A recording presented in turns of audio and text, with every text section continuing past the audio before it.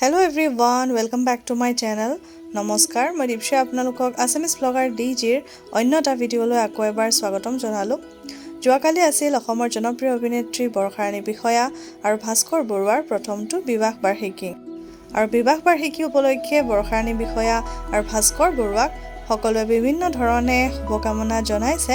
Social media যোগেও বহুতে শুভকামনা জনাইছে তেওঁলোকক, যেহেতু বৰষা ভাস্কৰ বৰ্তমান গুৱাহাটীত নাই আৰু তেওঁলোকৰ আটাইতকৈ ভাল বন্ধু বুলি ক'লেও ভুল নহ'ব।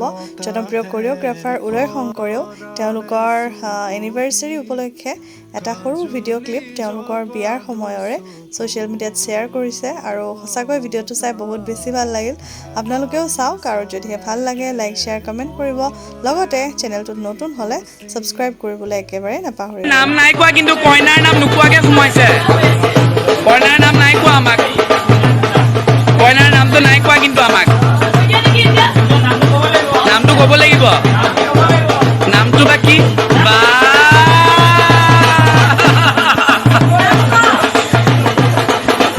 অন্তৰত হেনো খুদিত আছে।